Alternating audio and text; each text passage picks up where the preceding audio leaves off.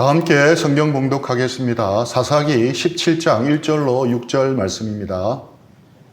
에브라임 산지에 미가라 이름하는 사람이 있더니 그의 어머니에게 이르되 어머니께서 은 1,100을 잃어버리셨으므로 저주하시고 내 귀에도 말씀하셨더니 보소서 그 은이 내게 있나이다. 내가 그것을 가졌나이다 하니 그의 어머니가 이르되 내 아들이 여호와께 복받기를 원하노라 하니라. 미가가 은 1,100을 그의 어머니에게 도로 주매 그의 어머니가 이르되 내가 내 아들을 위하여 한 신상을 새기며 한 신상을 부어 만들기 위해 내 손에서 이 은을 여호와께 거룩히 드리노라. 그러므로 내가 이제 이 은을 내게 도로 주리라. 미가가 그 은을 그의 어머니에게 도로 주었으므로 어머니가 그 은 200을 가져다 은장색에게 주어 한 신상을 새기고 한 신상을 부어 만들었더니 그 신상이 미가의 집에 있더라. 그 사람 미가에게 신당이 있으므로 그가 에봇과 드라빔을 만들고 한 아들을 세워 그의 제사장으로 삼았더라. 그때에는 이스라엘에 왕이 없었으므로 사람마다 자기 소견에 옳은 대로 행하였더라. 아멘. 오늘은 당신의 삶에는 기준이 있습니까? 라는 제목으로 말씀을 나누고자 합니다. 지금은 포스트 모던 시대입니다. 20세기 중반부터 문학, 철학, 예술, 건축 분야에서 처음 등장하던 포스트 모더니즘이라는 개념이 지금 우리의 삶 깊은 곳까지 파고들었습니다. 거의 21세기 시대 정신이 되어버렸습니다. 포스트 모더니즘은 우리의 사고방식, 인간관계, 심지어 사회 구조까지 장악해 버렸습니다. 우리 그리스도인들은 예외이겠습니까? 우리도 이 흐름에서 벗어나기 쉽지 않습니다. 포스트 모더니즘의 기본 틀이 무엇입니까? 나도 옳고 너도 옳다는 것입니다. 상대주의입니다. 나도 옳고 너도 옳고 모두가 옳다는 입장입니다. 극단적으로 포용적입니다. 조선시대 일화를 통해 쉽게 설명해 보겠습니다. 황희정성 집안의 종 두 사람이 서로 자기가 옳다며 언쟁을 벌였습니다. 그러다가 결론이 안 나자 황희정성에게 찾아왔습니다. 황희정성이 한 종의 말을 다 듣더니 내 말이 옳구나 했습니다. 곧이어 다른 종도 제 입장을 서둘러 설명했고 말을 다 들은 황희정성은 내 말도 옳구나 했습니다. 그러자 곁에 지켜보던 황희정성 부인이 한마디 거들었습니다. 이 아이 말도 옳다 하시고 저 아이 말도 옳다 하시면 옳고 그름을 어떻게 가릴 수 있겠습니까? 그랬더니 황희정성은 듣고 보니 부인 말씀도 옳구려라고 했습니다. 이것이 바로 포스트 모더니즘입니다. 두 종의 말도 모두 옳아야 하고 이 둘 모두를 옳다고 한 황희정성의 말도 옳아야 합니다. 심지어 황희정성이 틀렸다고 지적하는 부인의 말까지 옳아야 합니다. 이것이 포스트 모더니즘입니다. 이런 상대적 포용주의에는 두 가지 특징이 있습니다. 첫째는 진짜 옳은 것에는 관심이 없습니다. 포스트 모더니즘은 모든 것을 수용하기 위해 객관적 진리, 절대적 진리는 결코 인정하지 않습니다. 온몸으로 거부합니다. 따라서 그 결과 진리와 거짓이 같아져 버립니다. 바른 말을 한 종의 억울함도 그대로 묻히고 맙니다. 포스트 모더니즘은 절대 기준이 없으므로 어떤 문제나 모순도 해결하지 못하고 그냥 덮어둘 수밖에 없습니다. 둘째는 자기 중심입니다. 모든 것이 나를 중심으로 돌아간다는 점입니다. 포스트 모더니즘은 결국 나 자신은 언제나 옳다는 자기중심주의에 바탕을 두고 있습니다. 내 생각에 옳은 대로가 진리입니다. 개인 각자가 이해한 그것이 진리입니다. 이런 포스트 모던 시대에는 모두에게 옳은 진리는 없습니다. 내가 진리라고 믿는 것이 남에게도 진리일 것이라고 생각하지 않습니다. 이런 포스트 모던 시대는 톨레랑스, 관용을 강조합니다. 그러면서 소리 없이 암묵적으로 외치는 구호가 있습니다. 내 마음대로 하십시오. 더 이상 포스트 모던 시대에는 진리를 긍정하지 않습니다. 저마다 자기의 것이 진리라고 이야기합니다. 한마디로 내 마음대로 하고 싶다는 것입니다. 이런 사람들에게 예수님만이 구원의 길이다, 성경이 하나님의 말씀이고 진리다라고 말하면 어떤 반응을 보이겠습니까? 그래, 맞아. 하지만 그건 내 믿음이고 내 생각이지. 나는 그렇게 생각하지 않아. 그렇게 믿지도 않아. 나도 네 믿음을 존중해 줄게. 그러니까 강요는 하지 마. 라고 반응하는 시대가 되어 버렸습니다. 나에게 강요하지 말라는 것입니다. 내 기준은 내가 정한다는 것입니다. 그러다 보니 기준이 너무 많아져 버렸습니다.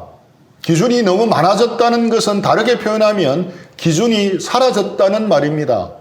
쉽게 말하면 동서남북이 없어져 버렸습니다. 내가 이쪽을 동쪽이라 하면 동쪽이 되어버립니다. 다른 사람이 이쪽을 동쪽이라고 하면 그 사람에게는 그쪽이 동쪽이 됩니다. 그런데 이런 포스트 모더니즘이 20세기 중반 이후부터 역사상 처음 나타났겠습니까? 아닙니다. 해 아래 새 것이 없습니다. 이런 모습 역시 역사상 처음 나타난 것이 아니었습니다. 포스트 모던 시대는 이미 오래전 이스라엘 백성이 겪었던 사사시대와 아주 비슷합니다. 사사기 하면 떠오르는 구절이 있습니까? 사사기 17장 6절입니다. 그때에는 이스라엘에 왕이 없었으므로 사람마다 자기 소견에 옳은 대로 행하였더라. 이 말씀은 사사기의 결론입니다.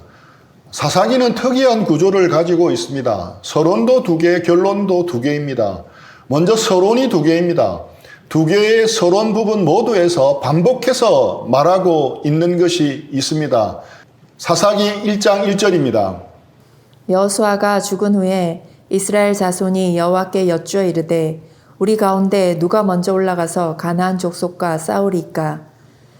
여호와의 종 눈의 아들 여호수아가 110세에 죽음에 2개의 서론에서 공통적으로 여호수아가 죽었다는 사실을 기록하고 있습니다. 이것이 무엇을 의미합니까? 기준이 되었던 존재가 사라졌다는 것입니다. 그렇다면 본론에 나오는 내용이 무엇이겠습니까? 본론에서는 기준이 사라진 결과 어떻게 되었는가가 나오는 것입니다. 사사기에는 서론도 2개지만 결론도 2개입니다. 첫 번째 결론은 17장에서 18장이고 두 번째 결론은 19장에서 21장입니다. 2개의 결론 부분에서도 역시 반복되는 것이 있습니다. 왕이 없었다는 겁니다. 왕이 없어서 그렇게 되었다는 것입니다. 첫 번째 결론 부분인 17장, 18장에 2번 반복되어 나옵니다. 그때에는 이스라엘에 왕이 없었으므로 그때에 이스라엘에 왕이 없었고 두 번째 결론 부분에도 동일하게 2번 반복되어 나옵니다. 이스라엘에 왕이 없을 그때에 이스라엘에 왕이 없으므로 결국 사사기의 결론은 왕이 없다는 것입니다. 그래서 사사기를 읽고 나면 자연스럽게 떠오르는 질문이 생깁니다. 왕이 없네. 이것이 엄청나게 큰 문제네. 누가 왕이 되어야 할 텐데 그 왕이 누구일까? 라는 질문입니다. 그러면서 사사기에 이어 나오는 룻기에서 한 사람을 손가락으로 가리킵니다. 누구이겠습니까? 룻과 보아스의 스토리를 보여주면서 다윗 왕을 출연시킵니다. 결국 사사기는 다윗 왕을 그리워하는 쪽으로 이끌어가는 것입니다. 그 다윗 왕은 결국 우리의 진정한 왕이신 예수 그리스도를 또 가리킵니다. 왕 중의 왕, 만왕의 왕이신 예수 그리스도를 그리워하고 있다는 것입니다. 그래서 사사기 전체의 주제는 Let King be King, 왕을 왕되게 하라입니다. 이 사사기를 찬찬히 읽어보면 정말 놀랍게도 지금 우리가 살고 있는 이 시대와 유사하다는 것을 발견할 수 있습니다. 사사기에 나타나는 문제는 오늘날 교회와 우리 그리스도인들이 직면한 상황과 너무나도 동일하다 할 수 있습니다. 가나안 정복을 기록한 책이 여호수아와 사사기라 할 수 있습니다. 여호수아는 전반적으로 성공적인 정복사라고 할 수 있습니다. 반면 사사기는 부정적인 역정복사입니다.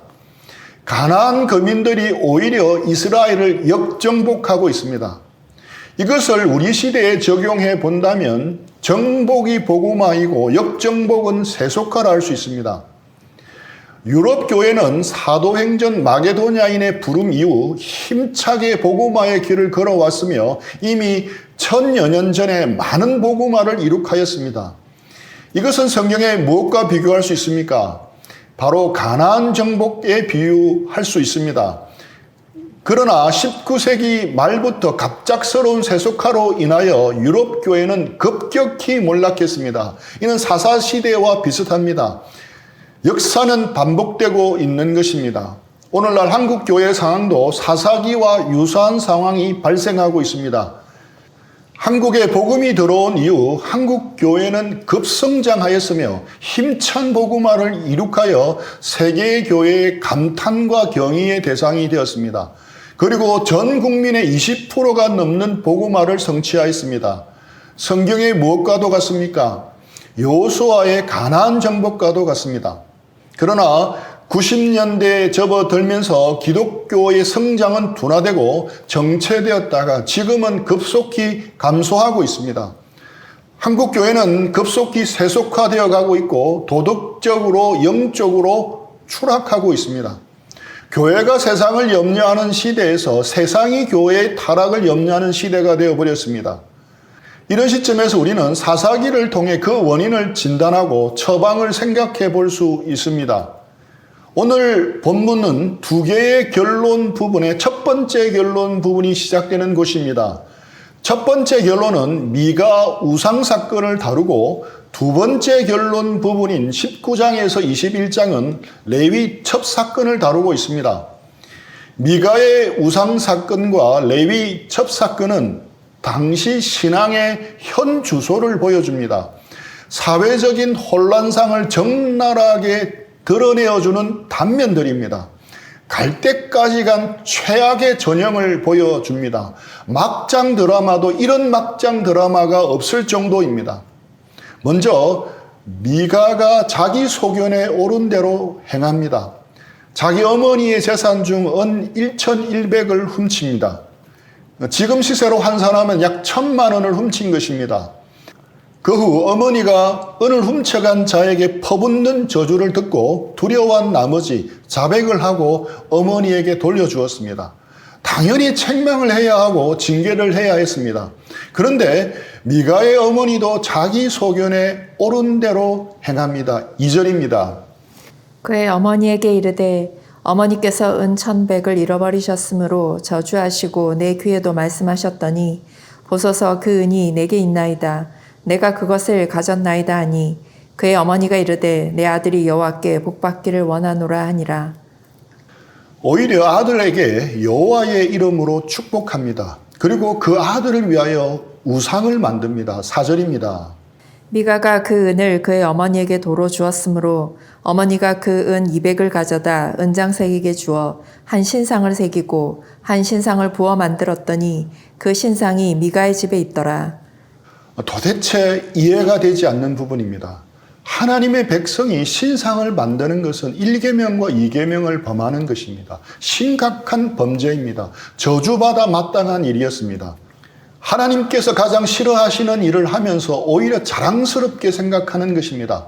게다가 미가는 또 자기 소견에 옳은 대로 행합니다. 자신의 아들을 제사장으로 세웠습니다. 5절입니다.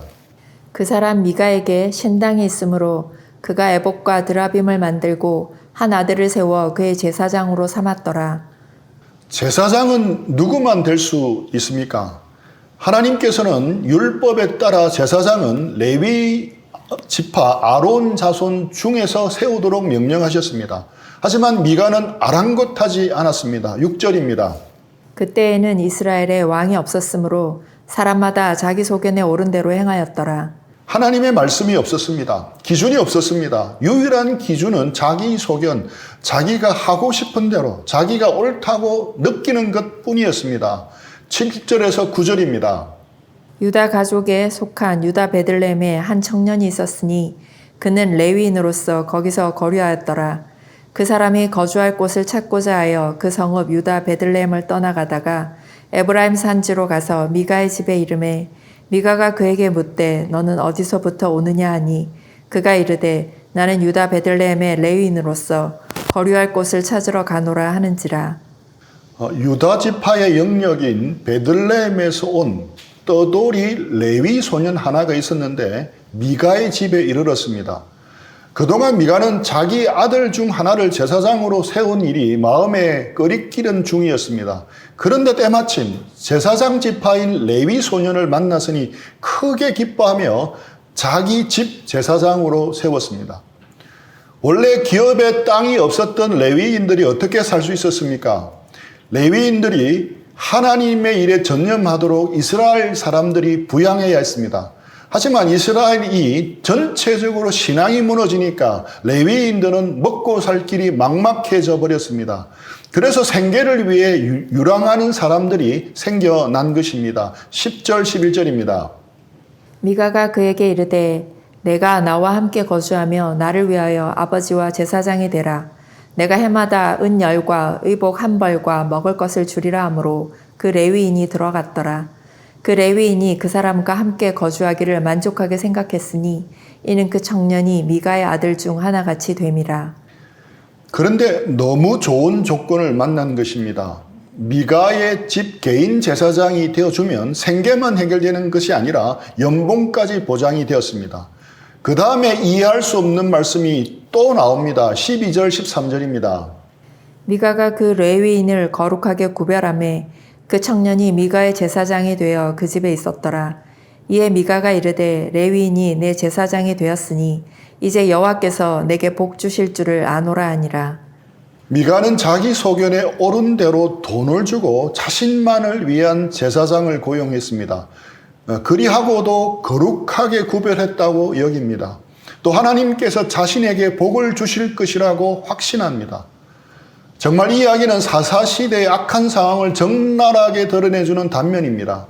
사사시대의 이런 죄악된 모습을 보면 볼수록 포스트 모더니즘인 이 시대가 오버랩되어 보입니다. 자기 소견에 옳은 대로와 지금 포스트 모던 시대가 외치는 구호인 내 마음대로 하십시오는 다른 말 똑같은 의미입니다. 사사시대 사람들은 누구나 자기 마음대로 행동하고 자기가 느끼는 대로, 자기가 옳다고 생각하는 대로 즐기며 살 수 있었습니다. 그 결과 어떻게 되었습니까? 해피엔딩이겠습니까? 자기 소견에 옳은 대로 하다 보니 성적으로 문란해지고 타락했습니다. 사사시대의 대표적인 인물인 기드온은 자기 소견에 옳은 대로 행하여 많은 여인을 첩으로 두어 아들만 70명이나 되었습니다. 그 결과 왕자의 난이 일어나 한 명의 아들이 나머지를 몰살시키는 비참한 가족사로 끝이 나고 맙니다. 삼손은 하나님의 큰 능력을 받은 사사였지만 부모의 반대를 무릅쓰고 자기 소견에 옳은 대로 행하여 블레셋의 기생의 품에서 벗어나지 못하다가 비참하게 죽었습니다. 사사기 19장에는 자기 소견에 옳은 대로 행한 레위 첩사건이 또 나옵니다. 이 사건은 나중에 엄청난 파장을 일으키는 시발점이 됩니다. 레위인은 절대 첩을 취해서는 안 되었습니다. 그런데 제사장 지파인 레위 사람이 유다 베들레헴에서 첩을 취했습니다. 그런데 그 첩이 음행을 하고 남편을 떠나버렸습니다. 그 남편이 친정으로 가서 여인을 데려오는데 돌아오는 길에 베냐민에 속한 기브온 마을에 들어가 유숙하게 되었습니다. 그날 밤 그 마을에 있던 동성애자 게이 불량배들이 몰려와서 그 레위인을 성폭행하려고 합니다. 그런데 상식적으로 이해가 되지 않게 그 레위인은 보호해야 할 자신의 아내를 대신 내어줍니다. 불량배들은 그 첩을 끌고 나가서 집단 성폭행을 하고 죽게 만들었습니다. 자기 소견에 옳은 대로 행했던 사회가 빚어낸 성적 타락의 단면입니다. 거기서 그치지 않습니다. 레위인은 죽은 자기 아내의 시신을 12토막으로 훼손해서 각 지파에게 보냅니다. 막장 중에서도 막장 드라마입니다. 이 역시 자기 소견에 옳은 대로 행한 것입니다.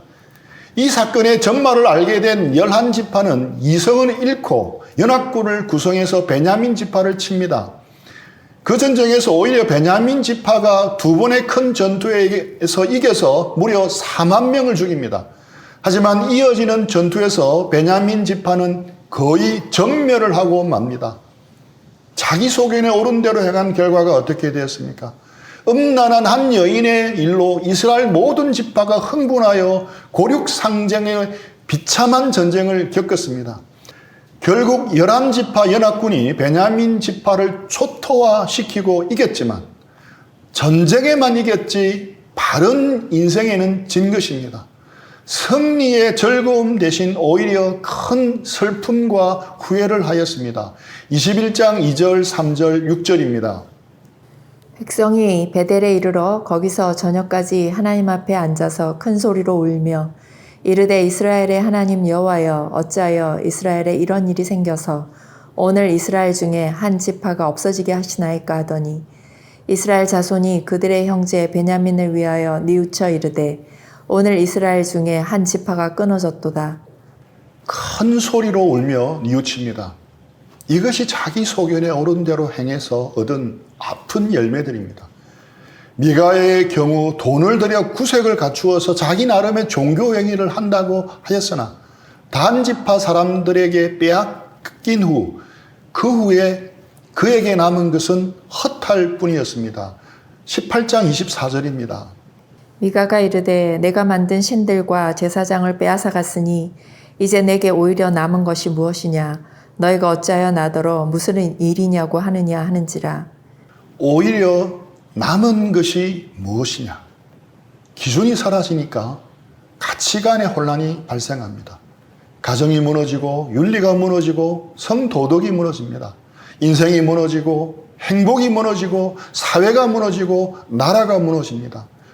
이처럼 자기 소견에 옳은 대로 살았던 사사시대의 종말은 너무나도 감명했습니다. 오히려 남은 것이 무엇이냐? 남는 것이 없는 헛된 인생이 되고 말았습니다. 이것이 사사기가 오늘날 또 다른 사사시대, 포스트 모더니즘 시대를 살아가던 우리에게 던지는 강력한 외침이자 메시지입니다. 하나님의 말씀이 인생을 사는 룰이자 기준입니다. 하나님의 말씀은 진리입니다. 하나님의 말씀이 기준입니다. 지금 시대는 사사시대처럼 룰러, 왕이 없으므로 룰러, 잣대, 기준이 사라진 시대입니다. 기준이 상실되고 표준이 상실된 시대입니다. 내가 사사시대처럼 살기를 원한다면 자기 소견에 옳은 대로 자기 마음대로 자기 느낌대로 살면 됩니다. 자기가 왕이 되어 자기 마음대로 살면 됩니다. 그리고 헛된 인생으로 마감하면 됩니다. 하지만 그런 헛된 인생으로 살지 않으려면 참된 룰러, 왕이신 하나님을 모시고 참된 룰러, 기준이 되고 잣대가 되는 하나님의 말씀을 따라 살아야 합니다.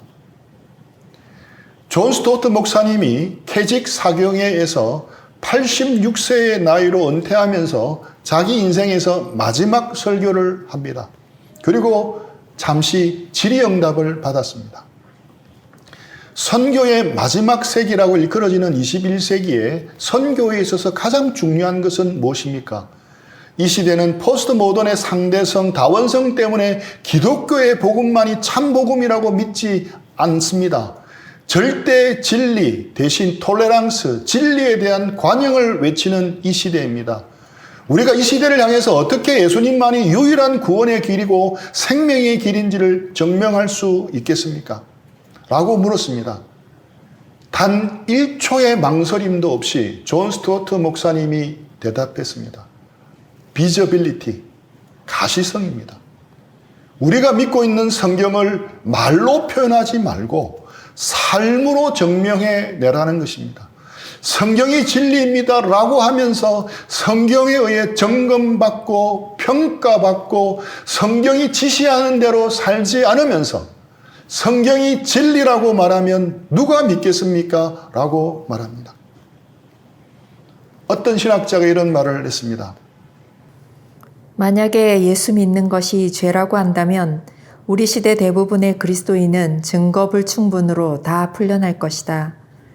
예수님 믿는 것이 죄가 된다면 우리 시대 그리스도인들은 다 증거 불충분으로 다 석방된다는 것입니다. 왜냐하면 예수님 믿는다는 증거가 불충분하기 때문입니다. 지금은 기준이 되는 하나님의 말씀으로 다시 돌아가야 할 시대입니다.